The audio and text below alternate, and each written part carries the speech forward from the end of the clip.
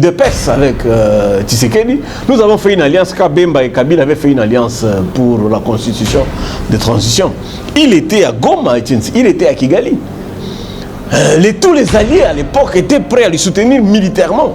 Les Français l'ont sollicité, les Américains l'ont sollicité pour qu'il attaque et qu'il prenne Kinshasa militairement. Cet homme-là était ferme et catégorique et il a refusé. Par rapport à cela, je crois qu'il mérite d'être élevé au rang d'héros national. Et on peut passer par la procédure constitutionnelle. Cherchons 100 000 signatures. Je te dis, si tu descends ici, Guy, tu n'as pas une heure pour avoir 100 000 signatures pour élever Etienne Tshisekedi héros national. Congo Avenir.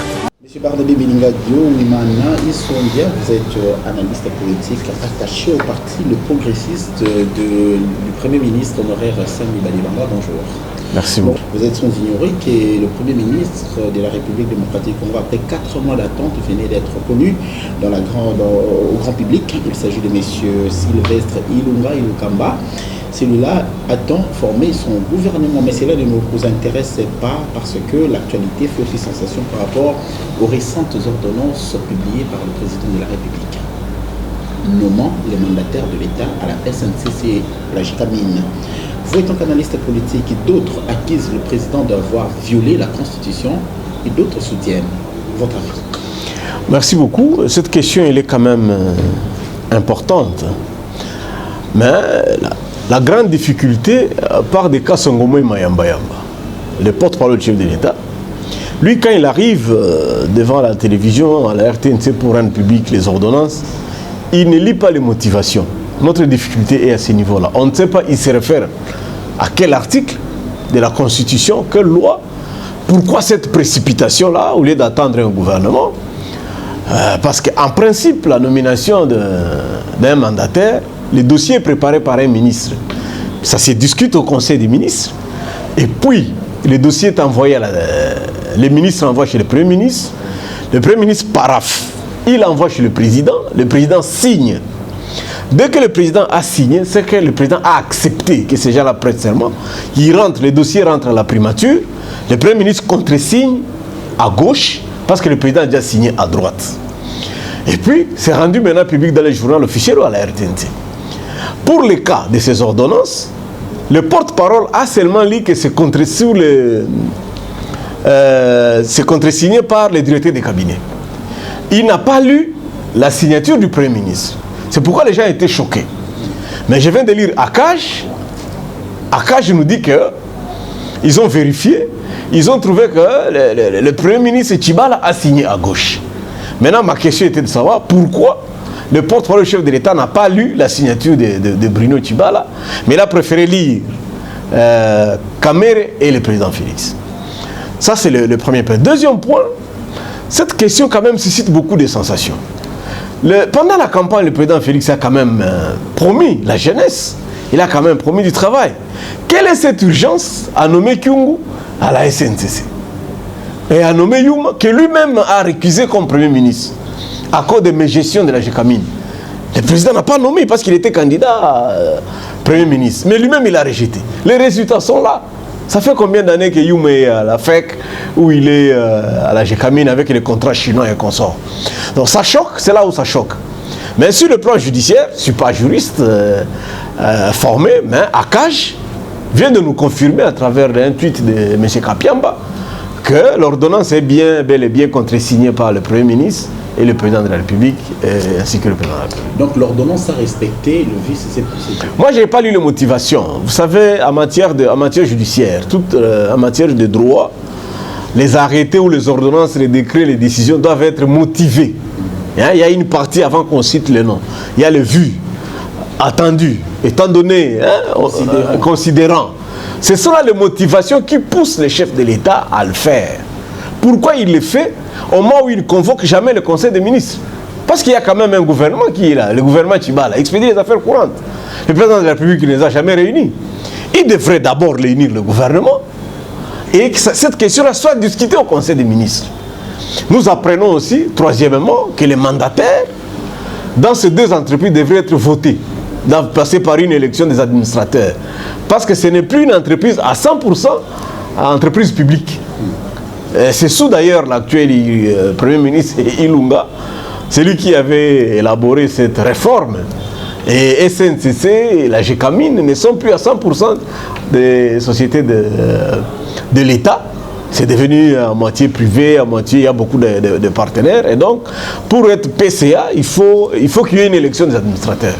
Mais pour ce cas, le chef de l'État a nommé, on ne sait pas qui l'a imposé. Alors, M. Barnabé, rentrons dans la politique. Pourquoi la CENI traîne à convoquer le corps électoral pour l'élection municipale et locale? Non, ils sont dans les délais, ils sont conformes à la Constitution. Vous savez qu'au mois de juin... Comment les organisations de la société civile lèvent les tons pour... Ça c'est bien. À la date du 18 mars, qui devrait normalement convoquer le corps électoral pour l'élection municipale et locale. Non, d'abord, il y a eu beaucoup de problèmes. Nous devons laisser l'eau couler sous le pont. Nanga prépare son rapport. Nanga prépare son rapport. Ce n'est pas à Nanga de faire les élections locales. Nanga a fait mandat au mois de juin ici. Il doit déposer son rapport avant le 15 juin, dans cette session parlementaire. Si ce n'est pas le cas, on devra convoquer une session extraordinaire pour qu'il dépose son rapport. Parce qu'en juillet, il devient simple citoyen, il ne sera plus président de la CENI. Donc, par rapport à cela, il faut qu'il y ait un gouvernement pour voter un budget dans lequel on va inscrire les élections locales. On ne peut pas aller comme ça.